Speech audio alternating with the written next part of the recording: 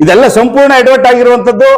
ಒಂದು ಈ ಅನಧಿಕೃತ ಸಂಸ್ಥೆಯವರ ಜೊತೆ ಕೈ ಜೋಡಿಸಿರ್ತಕ್ಕಂಥ ಶಾಲಾ ಶಿಕ್ಷಣ ಇಲಾಖೆ ಅಧಿಕಾರಿಗಳು ಎಲ್ಲ ದಾಖಲಾತಿಗಳು ಇವ್ರ ಹತ್ರನೇ ಇದೆ. ಒಂದು ಶಾಲೆಗೆ ಅನುಮತಿಯನ್ನ ಪಡೀಬೇಕಂತಂದ್ರೆ, ಮಾನ್ಯತೆಯನ್ನ ರಿನ್ಯೂವಲ್ ಮಾಡಿಸ್ಕೊಳ್ಬೇಕು ಅಂತಂದ್ರೆ ಆ ಶಾಲೆಗೆ ಖುದ್ದು ಭೇಟಿ ನೀಡಬೇಕು. ಅವ್ರು ಭೇಟಿ ನೀಡಿದಂತ ಸಂದರ್ಭದಲ್ಲಿ ಮೂಲ ದಾಖಲಾತಿಗಳನ್ನ ಇವ್ರು ಪರಿಶೀಲನೆ ಮಾಡ್ಲಿಲ್ವಾ? ನಾನು ಶ್ರೀನಿವಾಸ್ ಅಂತೇಳಿ ಕರ್ನಾಟಕ ಜನಪರ ವೇದಿಕೆ ರಾಜ್ಯ ಕಾರ್ಯಾಧ್ಯಕ್ಷ, ನನ್ನೊಟ್ಟಿಗೆ ಕರ್ನಾಟಕ ರಕ್ಷಣಾ ವೇದಿಕೆ ಶಿವರಾಮೇಗೌಡರು ಬಣದ ಚಾಮರಾಜಪೇಟೆ ವಿಭಾಗದ ಅಧ್ಯಕ್ಷರಾದಂತ ಚಾಂದ್ಪಾಷ್ ಅವರು, ಅಬ್ದುಲ್ ಹಮೀದ್ ಅವರು, ಮತ್ತೆ ನಿಜಾಮ್ ಅನ್ನುವಂತ ಹೋರಾಟಗಾರರು ಕೂತಿದ್ದಾರೆ. ಇವತ್ತಿನ ಪತ್ರಿಕಾಗೋಷ್ಠಿಗೆ ಈ ಒಂದು ಸಾರ್ವಜನಿಕ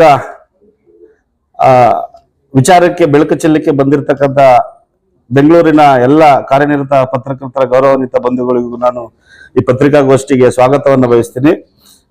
ಇವತ್ತಿನ ವಸ್ತು ವಿಷಯ, ಬೆಂಗಳೂರಿನಲ್ಲಿ ನಡೀತಾ ಇರತಕ್ಕಂತ ಒಂದು ಅನಧಿಕೃತ ಶಾಲೆಗೆ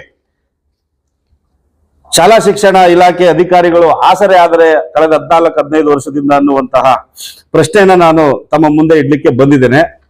ನಿಮಗೆ ಗೊತ್ತಿರಲಿ, ಕಳೆದ 14-15 ವರ್ಷದ ಹಿಂದೆ ಬೆಂಗಳೂರಿನ ತಣಿಸಂದ್ರದ ಬಳಿ ಏನು ಇವತ್ತಿಗೆ ಸಾಮರ ಇಂಟರ್ನ್ಯಾಷನಲ್ ಇಸ್ಲಾಮಿಕ್ ಶಾಲೆ ಅನ್ನುವಂತಹ ಹೆಸರಿನಲ್ಲಿ ಶಾಲೆ ನಡೀತಾ ಇದೆ, ಜಾಮಿಯಾ ಮಹಮ್ಮದಿಯಾ ಮನ್ಸೂರ್ ಅನ್ನುವಂತಹ ಆ ಸಂಸ್ಥೆ ಅಡಿನಲ್ಲಿ ನಡೀತಾ ಇದೆ ಅನ್ನುವಂತಹ ನಿಟ್ಟಿನಲ್ಲಿ ಆ ಸಂಸ್ಥೆ ಯಾರು ಮುಖಂಡರುಗಳು ಆ ಕಟ್ಟಡದಲ್ಲಿ ಹಾಕೊಂಡಿರ್ತಕ್ಕಂಥ ನಾಮಫಲಕನ ನಾನು ಮುಂದೆ ಇಟ್ಕೊಂಡು ಮಾತನಾಡ್ತಾ ಇದ್ದೀನಿ. ಆ ನಾಮಫಲಕದಲ್ಲಿ ಇರ್ತಕ್ಕಂಥ ಹೆಸರುಗಳನ್ನ ಮಾತ್ರ ನಾನು ಉಲ್ಲೇಖ ಮಾಡ್ತಾ ಇದ್ದೀನಿ. ಆ ಸಂಸ್ಥೆ ಏನು ಕಳೆದ 1 ವರ್ಷದಿಂದ ಹೋರಾಟಗಾರರಿಗೆ ಮಾಹಿತಿ ಬರ್ತದೆ, ಈ ಸಂಸ್ಥೆ ಅನಧಿಕೃತ ಸಂಸ್ಥೆ, ನೋಂದಣಿ ಆಗಿಲ್ಲ, ಕರ್ನಾಟಕದಲ್ಲಾಗ್ಲಿ ಅಥವಾ ಇಡೀ ದೇಶದ ಯಾವ ರಾಜ್ಯದಲ್ಲೂ ಕೂಡ ನೋಂದಣಿ ಆಗಿಲ್ಲ ಅನ್ನೋ ಅನುಮಾನ ಬಂದು ಇದಕ್ಕೆ ತನಿಖೆಗೆ ಒಳಪಡಿಸಬೇಕು ಅಂತೇಳಿ BO ಇಂದ ಹಿಡಿದು ಉಪನಿರ್ದೇಶಕರು, ಶಾಲಾ ಶಿಕ್ಷಣ ಇಲಾಖೆ ಆಯುಕ್ತರವರೆಗೂ ದೂರನ್ನ ಕೊಡ್ತಾರೆ.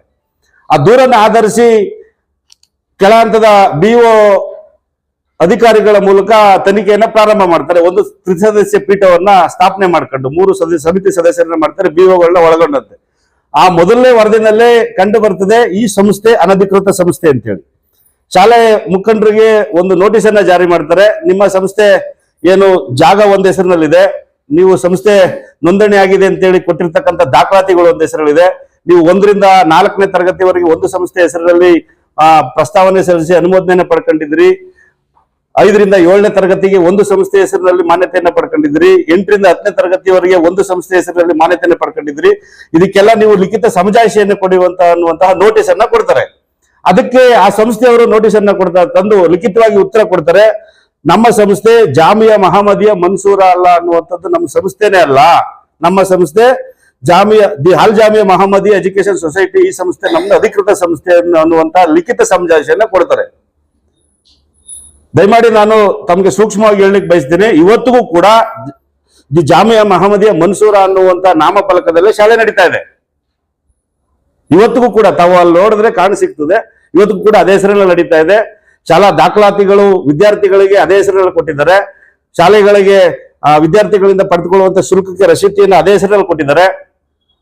2017ರಲ್ಲಿ ಕರ್ನಾಟಕ ಸರ್ಕಾರದ ಅಲ್ಪಸಂಖ್ಯಾತರ ಇಲಾಖೆಯಲ್ಲಿ 10 ಲಕ್ಷಗಳ ಹಣವನ್ನು ಮಂಜೂರಾತಿ ಮಾಡಿಸ್ಕೊಂಡು 5 ಲಕ್ಷ ಮೊದಲನೇ ಕಂತ ಹಣವನ್ನು ಕೂಡ ಬಿಡುಗಡೆ ಮಾಡಿಸ್ಕೊಂಡಿದ್ದಾರೆ.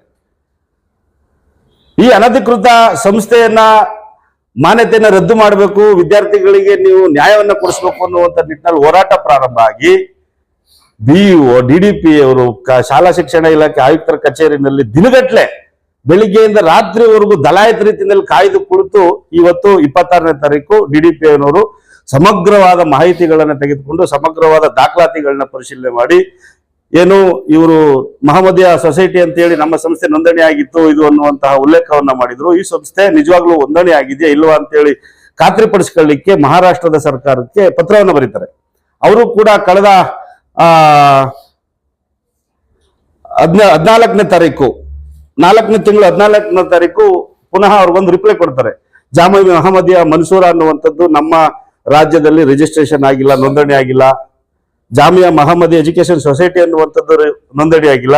ಅಲ್ ಜಾಮಿಯಾ ಮಹಮ್ಮದಿಯಾ ಎಜುಕೇಶನ್ ಸೊಸೈಟಿ ಅನ್ನುವಂಥ ಹೆಸರು ಮಾತ್ರ ನಮ್ಮಲ್ಲಿ ನೋಂದಣಿ ಆಗಿದೆ ಎನ್ನುವಂತ ನೋಂದಣಿ ಸಂಖ್ಯೆಯನ್ನು ಕೂಡ ನಮೂದು ಮಾಡಿ ಇವರಿಗೆ ಅಧಿಕೃತವಾಗಿ ಸರ್ಕಾರಿ ಜ್ಞಾಪನ ಪತ್ರವನ್ನು ಕಳಿಸ್ಕೊಡ್ತಾರೆ. ನಿಮಗೆ ನಾನು ಇಲ್ಲೊಂದು ಸಣ್ಣ ಉಲ್ಲೇಖ ಮಾಡ್ತೀನಿ. ಅಲ್ ಜಾಮಿಯಾ ಮಹಮ್ಮದಿಯಾ ಮನ್ಸೂರ ಅನ್ನುವಂಥದ್ದು ಅನಧಿಕೃತ ಸಂಸ್ಥೆ ಅಲ್ ಜಾಮಿಯಾ ಮಹಮ್ಮದಿ ಎಜುಕೇಶನ್ ಸೊಸೈಟಿ ಅನ್ನುವಂಥದ್ದು ಒಂದೇ ಸಂಸ್ಥೆ ರಿಜಿಸ್ಟ್ರೇಷನ್ ಆಗಿದೆ. ಆ ಸಂಸ್ಥೆಗೂ ಇಲ್ಲಿ ನಡೀತಾ ಇರ್ತಕ್ಕಂಥ ಶಿಕ್ಷಣ ಸಂಸ್ಥೆಗೂ ಸಂಬಂಧ ಇಲ್ಲ. ಇವರು ಬೀಸೆ ದೊಣ್ಣೆ ತಪ್ಪಿಸ್ಕೊಳ್ಳಿಕ್ಕೆ, ಸರ್ಕಾರದ ಕಣ್ಣಿಗೆ ಮಣ್ಣಿರ್ಲಿಕ್ಕೆ ಈ ಸಂಸ್ಥೆ ಬಾಂಬೆನಲ್ಲಿ ರಿಜಿಸ್ಟ್ರೇಷನ್ ಆಗಿರ್ತಕ್ಕಂಥ ಸಂಸ್ಥೆ ಹೆಸರನ್ನ ಹೇಳ್ತಾರೆ. ಆದ್ರೆ ಶಾಲೆ DDP ಅನ್ನೋರು ಪ್ರಸ್ತಾವನೆಯಲ್ಲಿ ತಿಳಿಸಿದರೆ ಆ ಒಂದು ಸಂಸ್ಥೆಯ ಮುಖಂಡರುಗಳ ಪಟ್ಟಿಯನ್ನ ಕೊಡಿ, ರಿಜಿಸ್ಟ್ರೇಷನ್ ಕಾಪಿಯನ್ನ ಕೊಡಿ, ಅದು ಆಡಿಟ್ ರಿಪೋರ್ಟ್ಗಳನ್ನ ಕೊಡಿ, ಎಲ್ಲವನ್ನು ದಾಖಲಾತಿ ಕೇಳ್ತಾರೆ. ಯಾವನ್ನು ಕೂಡ ಒದಗಿಸುವಲ್ಲಿ ವಿಫಲರಾಗ್ತಾರೆ. ಸತ್ಯ ಇದ್ರೆ ತಾನೇ ಕೊಡ್ಲಿಕ್ಕೆ ಸಾಧ್ಯ.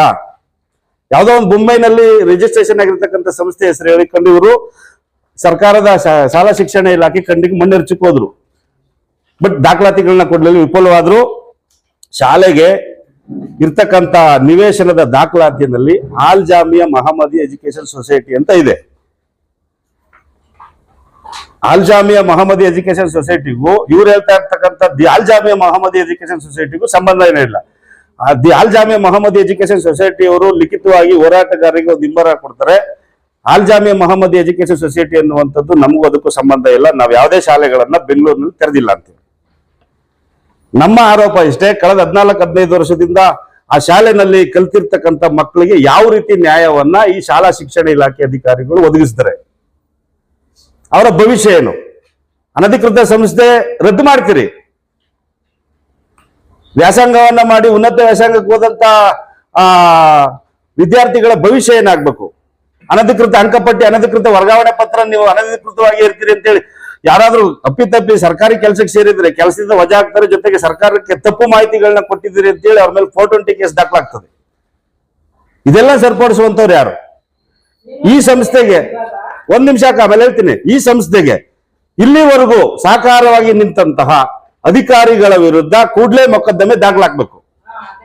ಜೊತೆಗೆ ಸರ್ಕಾರಕ್ಕೆ ನಕಲಿ ದಾಖಲಾತಿಗಳನ್ನ ಕೊಟ್ಟು ಸಂಸ್ಥೆ ಹೆಸರುಗಳನ್ನ ಪ್ರಸ್ತಾವನೆಗಳನ್ನ ಸಲ್ಲಿಸಿ ನೋಂದಣಿಯನ್ನ ಮಾಡಿಸ್ಕೊಂಡು ರಿನ್ಯೂವಲ್ಗಳನ್ನ ಮಾಡಿಸ್ಕೊಂಡು ಹೋದಂತ ಯಾರು ಮುಖಂಡರುಗಳಿದ್ದಾರೆ, ಮುಖಂಡರುಗಳು ಅವ್ರ ಮೇಲೂ ಕೂಡ ಕ್ರಿಮಿನಲ್ ಮೊಕದ್ದಮೆಗಳು ದಾಖಲಾಗಬೇಕು. ಆ ಸಂಸ್ಥೆನಲ್ಲಿ ನಮ್ಮ ರಾಜ್ಯ ಅಲ್ಲ, ಹೊರ ರಾಜ್ಯ, ದೇಶದ ತುಟ್ಟ ತುದಿ ಜಮ್ಮು ಕಾಶ್ಮೀರದಿಂದ ವಿದ್ಯಾರ್ಥಿಗಳನ್ನ ಕರ್ಕೊಂಡು ಬಂದು ಇಲ್ಲಿ ವ್ಯಾಸಂಗವನ್ನು ಮಾಡಿಸ್ತಾ ಇದ್ದಾರೆ. ಅವರಿಗೆ ID ಕೊಟ್ಟಿರ್ತಕ್ಕಂಥ ID ಕಾರ್ಡ್, ಅವರಿಂದ ಪಡೆದಿರ್ತಕ್ಕಂಥ ಹಣದ ರಶೀದಿ, ಶುಲ್ಕಗಳ ರಶೀದಿ ಕೂಡ ನಾವು ನಿಮ್ಗೆ ತೋರಿಸ್ತೇವೆ. ನಿಮಗೆ ಗೊತ್ತಿರಲಿ, ಶಿಕ್ಷಣ ಇಲಾಖೆಯಲ್ಲಿ ಒಂದಷ್ಟು ನಿಯಮಾವಳಿಗಳಿರ್ತದೆ. ಹೊರ ರಾಜ್ಯದ ಮಕ್ಕಳನ್ನೆಲ್ಲ ತಂದಿರಿಸ್ಕೊಳ್ಬೇಕು ಅಂತಂದ್ರೆ ಒಂದಷ್ಟು ನಿಯಮಗಳನ್ನ ಪಾಲಿಸಬೇಕು. ಯಾವುದೇ ನಿಯಮಗಳನ್ನ ಪಾಲಿಸಿಲ್ಲ. ನಾನು ಓದಂತ ಸಂದರ್ಭದಲ್ಲಿ DDP ಅವ್ರನ್ನ ಕೇಳಿದೆ, ವಸತಿ ಶಾಲೆಗಳನ್ನ ನಡೆಸಲಿಕ್ಕೆ ಅವ್ರಿಗೆ ಅನುಮತಿ ಕೊಟ್ಟಿದ್ದೀರಾ? ನಮ್ಮಲ್ಲಿ ತಗೊಳ್ಳಿಕ್ ಬರಲ್ಲ, ಅದು ಅಲ್ಪಸಂಖ್ಯಾತರ ಇಲಾಖೆಯಲ್ಲಿ ತಗೊಳ್ಬೇಕು. ಅಲ್ಪಸಂಖ್ಯಾತರ ಇಲಾಖೆ ನೀವು ಪತ್ರ ಬರೆದಿದ್ದೀರಾ? ಬರ್ದಿದ್ದೀವಿ, ಅಲ್ಲಿ ನಮ್ಮಲ್ಲಿ ಅವರು ಅಧಿಕೃತವಾಗಿ ಅನುಮತಿ ತೆಗೆದುಕೊಳ್ಳದೆ ಅನಧಿಕೃತವಾಗಿ ನಡೆಸ್ತಾ ಇದ್ದಾರೆ ಅಂತ ಅದನ್ನು ಕೂಡ ಹೇಳ್ತಾರೆ. ನಿಮ್ಗೆ ಗೊತ್ತಿರಲಿ, ಕಳೆದ 3ನೇ ತಿಂಗಳಲ್ಲಿ ಮಂಡ್ಯದಲ್ಲಿ ಒಂದು ಕಲುಷಿತ ಆಹಾರ ಸೇವನೆಯಾಗಿ ಹೊರ ರಾಜ್ಯದ ಮಕ್ಕಳು 2 ಮಕ್ಕಳು ಸಾವನ್ನಪ್ತಾರೆ, ಅನಧಿಕೃತ ವಸತಿ ಶಾಲೆ. ಈ ಶಾಲೆನಲ್ಲೂ ಕೂಡ ಅದೇ ರೀತಿಯಲ್ಲಿ ಮಕ್ಕಳು ಸಾವನ್ನಪ್ಪಿದ್ರೆ ಅವರ ಪರಿಹಾರದ ಗತಿಯನ್ನು, ಅವ್ರ ಮಕ್ಕಳ ಭವಿಷ್ಯದ ಗತಿಯನ್ನು, ಪೋಷಕರ ಗತಿಯನ್ನು. ಇವತ್ತು ಜನಸಂಖ್ಯೆ ಹೆಚ್ಚಾಗ್ತದೆ ಅಂತೇಳಿ ಒಂದೇ ಸಾಕು 2 ಸಾಕು ಅನ್ನುವಂತ 1 ಮಕ್ಕಳು 2 ಮಕ್ಕಳು ನಡೆದಿರ್ತಕ್ಕಂಥ ಪೋಷಕರ ಭವಿಷ್ಯ ಏನು? ಇದೆಲ್ಲವೂ ನಿಜಕ್ಕೂ ಕೂಡ ರಾತ್ರಿ ಎಲ್ಲ ಮಲಗಿದ್ರೆ ನಮ್ಮ ರಾಜ್ಯದಲ್ಲಿ ಇಂತಹ ದುರ್ಘಟನೆಗಳು ನಡೀತಾ ಇದೆಯಾ ಅನ್ನುವಂತಹ ಭಯ ಸೃಷ್ಟಿಯಾಗ್ತದೆ. ದಯಮಾಡಿ ಬಹಳ ತೀಕ್ಷ್ಣವಾಗಿ ತಾವುಗಳು ಈ ವರದಿಯನ್ನ ಪ್ರಸಾರವನ್ನು ಮಾಡಬೇಕು. ಜೊತೆಗೆ ಏನು ಕಮಿಷನರ್ಗೆ DDP ನವರು ಒತ್ತಾಕಿದ್ದಾರೆ, ನಿಮ್ಗೆ ಗೊತ್ತಿರಲಿ, ಸಮಗ್ರವಾಗಿ 3 ಹಂತದಲ್ಲಿ ತನಿಖೆ ಮಾಡಿ 3 ಸದಸ್ಯರುಗಳ ಒಂದು ಸಮಿತಿಯನ್ನು ರಚನೆ ಮಾಡಿ ವರದಿಯನ್ನು ತೆಗೆದುಕೊಂಡು ಸ್ಥಳಕ್ಕೆ ಭೇಟಿ ನೀಡಿ ಇದೆಲ್ಲ ಸಂಪೂರ್ಣ ಅನಧಿಕೃತ ಅಂತ ಗೊತ್ತಿದ್ರು ಕೂಡ ಕಮಿಷನರ್ಗೆ ಇವರು ಪ್ರಸ್ತಾವನೆಯನ್ನು ಸಲ್ಲಿಸ್ತಾರೆ DDP ಅನ್ನೋರು. ಅವರ ಹಂತದಲ್ಲೇ ಆ ಮಾನ್ಯತೆಯನ್ನು ರದ್ದು ಮಾಡಿ, ನಿಮ್ಗೆ ಗೊತ್ತಿರಲಿ, ನಾಳೆಯಿಂದ ಶಾಲೆಗಳು ಪ್ರಾರಂಭ ಆಗ್ತದೆ. ಕಮಿಷನರ್ಗೆ ಇವರು ಪ್ರಸ್ತಾವನೆ ಕಳಿಸ್ತಾರೆ. ಕಮಿಷನರು ನನಗೆ ಇನ್ನು ಇನ್ವೈಟಲ್ ಬಂದಿಲ್ಲ, ಟಪಾಲ್ನಲ್ಲಿ ಬಂದಿಲ್ಲ, ನಾನು ಬಂದ್ಮೇಲೆ ನೋಡ್ತೀನಿ ಅಂತ ಹೇಳಿದ್ರೆ ಅಲ್ಲಿ ಶಾಲೆಗಳಲ್ಲಿ ದಾಖಲಾಗುವಂತ ವಿದ್ಯಾರ್ಥಿಗಳ ಭವಿಷ್ಯ ಏನು? ನಾಳೆ ನಾಳಿದ್ದು ಬಿಟ್ಟು ಇವರು ಮಾನ್ಯತೆಯನ್ನು ರದ್ದು ಮಾಡಿದ್ರೆ ಆ ಮಕ್ಕಳಿಗೆ ಯಾವ ಶಾಲೆಯಲ್ಲಿ ನೀವು ವ್ಯವಸ್ಥೆಯನ್ನು ಮಾಡ್ಕೊಡ್ತೀರಿ? ಇದು ಶಿಕ್ಷಣ ಇಲಾಖೆನ ನಾವು ಪ್ರಶ್ನೆ ಮಾಡ್ಬೇಕಾ ಬೇಡವಾ? ಇದೆಲ್ಲ ಸಂಪೂರ್ಣ ಎಡವಟ್ ಆಗಿರುವಂತದ್ದು. ಒಂದು ಈ ಅನಧಿಕೃತ ಸಂಸ್ಥೆಯವ್ರ ಜೊತೆ ಕೈ ಜೋಡಿಸಿರ್ತಕ್ಕಂಥ ಶಾಲಾ ಶಿಕ್ಷಣ ಇಲಾಖೆ ಅಧಿಕಾರಿಗಳು ಎಲ್ಲ ದಾಖಲಾತಿಗಳು ಇವ್ರ ಹತ್ರನೇ ಇದೆ. ಒಂದು ಶಾಲೆಗೆ ಅನುಮತಿಯನ್ನ ಪಡೀಬೇಕಂತಂದ್ರೆ, ಮಾನ್ಯತೆಯನ್ನ ರಿನ್ಯೂವಲ್ ಮಾಡಿಸ್ಕೊಳ್ಬೇಕು ಅಂತಂದ್ರೆ ಆ ಶಾಲೆಗೆ ಖುದ್ದು ಭೇಟಿ ನೀಡಬೇಕು. ಅವ್ರು ಭೇಟಿ ನೀಡಿದಂತ ಸಂದರ್ಭದಲ್ಲಿ ಮೂಲ ದಾಖಲಾತಿಗಳನ್ನ ಇವ್ರು ಪರಿಶೀಲನೆ ಮಾಡ್ಲಿಲ್ವಾ? ಒಂದ್ ರೀತಿಯಲ್ಲಿ ಇವತ್ತು ಎಲ್ಲ ಆನ್ಲೈನ್ ಅಲ್ಲಿ ಅಪ್ಲೋಡ್ ಮಾಡಿ ಮಾನ್ಯತೆ ತೆಗೆದುಕೊಳ್ತಾರೆ ಅಂತ ಅನ್ಕೊಂತೀನಿ. ಅಪ್ಲೋಡ್ ಆಗಿದ್ರು ಕೂಡ ಇವ್ರು ಪರಿಶೀಲನೆ ಮಾಡಿದೆ ಯಾವ ಕಣ್ಣು ಮುಚ್ಕೊಂಡು ಹೇಗೆ ಇಂಥ ಶಾಲೆಗಳಿಗೆ ಇಲ್ಲಿವರೆಗೂ ಅನುಮತಿಯನ್ನ ಕೊಟ್ರು. ದಯಮಾಡಿ ನಾನು ಆ ಶಾಲೆನಲ್ಲಿರ್ತಕ್ಕಂಥ ಪೋಷಕರಿಗೆ, ಮಕ್ಕಳ ಪೋಷಕರಿಗೆ ನಾನು ಕೈ ಮುಗಿದು ಮನವಿ ಮಾಡ್ತೀನಿ. ನಿಮ್ಮ ಮಕ್ಕಳ ಭವಿಷ್ಯ ಉಜ್ವಲವಾಗಿ ಉದಯಿಸಬೇಕು ಅಂತಂದ್ರೆ ಇಂಥ ಸಂಸ್ಥೆಗಳಲ್ಲಿ ನೀವು ಏನು ದಾಖಲು ಮಾಡಿದಿರಿ, ತಕ್ಷಣ ಒಂದು ಒಳ್ಳೆ ಶಿಕ್ಷಣ ಸಂಸ್ಥೆಗಳನ್ನ ಆಯ್ಕೆ ಮಾಡ್ಕೊಂಡು ನಿಮ್ಮ ಮಕ್ಕಳನ್ನ ನಾಳೆಯಿಂದನೇ ಬೇರೆ ಸಂಸ್ಥೆಗೆ ದಾಖಲು ಮಾಡ್ಕೊಂಡು ನಿಮ್ಮ ಮಕ್ಕಳು ಒಳ್ಳೆ ವಿದ್ಯಾಭ್ಯಾಸವನ್ನು ಕೊಡಿಸಿ. ಯಾಕೆಂತಂದ್ರೆ ನಾವಂತೂ ಛಲಬಿಡದ ತ್ರಿವಿಕ್ರಮನಂತೆ ಯಾವುದೇ ಕಾರಣಕ್ಕೂ ಅನಧಿಕೃತ ಸಂಸ್ಥೆ ಅಲ್ಲಿ ನಡೆಸಲಿಕ್ಕೆ ನಾವಂತೂ ಬಿಡಲ್ಲ.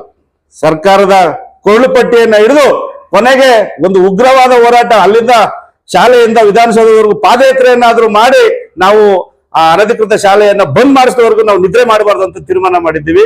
ಪೋಷಕರಿಗೆ ಮನವಿ ಮಾಡ್ತೀನಿ, ದಯಮಾಡಿ ನಾಳೆಯಿಂದನೇ ನೀವು ಇನ್ನೇನು ಅಂತಿಮ ಹಂತದಲ್ಲಿದೆ, ಒಂದು ಆಯುಕ್ತರ ಅಂಕಿತ ಅಷ್ಟೇ ಬಾಕಿ ಇದೆ ಮಾನ್ಯತೆ ರದ್ದಾಗ್ಲಿಕ್ಕೆ. ನಿಮ್ಮ ಮಕ್ಕಳನ್ನ ಬೇರೆ ಶಾಲೆಗೆ, ಒಂದು ಒಳ್ಳೆ ಶಾಲೆಗೆ ದಾಖಲು ಮಾಡಿ ಅವ್ರಿಗೆ ಒಳ್ಳೆ ವಿದ್ಯಾಭ್ಯಾಸವನ್ನ ಕೊಡಿ. ಜೊತೆಗೆ ನೀವೇನಾದ್ರೂ ಹಣ ಕಟ್ಟಿದ್ರೆ ಈ ವರ್ಷದ ಸಾಲಿಗೆ 2025-26ನೇ ಸಾಲಿಗೆ ಏನಾದ್ರು ದಾಖಲಾತಿ ಮಾಡಿ ಹಣ ಕಟ್ಟಿದ್ರೆ ತಕ್ಷಣ ಆ ಸಂಸ್ಥೆಯವರಿಂದ ಹಣವನ್ನ ವಾಪಸ್ ಪಡೆದುಕೊಂಡು ಬೇರೆ ಶಾಲೆಗೆ ದಾಖಲು ಮಾಡಬೇಕು ಅನ್ನುವಂತಹ ಮನವಿಯನ್ನ ತಮ್ಮ ಮುಖಾಂತರ ನಾನು ಅಲ್ಲಿರ್ತಕ್ಕಂಥ ಮಕ್ಕಳ ಪೋಷಕರಿಗೆ ಮಾಡ್ತಾ ಇದ್ದೀನಿ. ಜೊತೆಗೆ ಆಯುಕ್ತರಿಗೆ ತಕ್ಷಣ ನೀವು ನಿದ್ದೆಯಿಂದ ಎದ್ದು ಬಂದು ಮಕ್ಕಳ ಪರವಾಗಿ ನೀವು ಆದೇಶ ಮಾಡಬೇಕು, ಆ ಶಾಲೆಯ ಮಾನ್ಯತೆಯನ್ನು ರದ್ದು ಮಾಡಲೇಬೇಕು ಇವತ್ತು ಅನ್ನುವಂಥ ಒತ್ತಾಯವನ್ನು ಕೂಡ ನಾವು ಮಾಡ್ತಾ ಇದ್ದೀವಿ.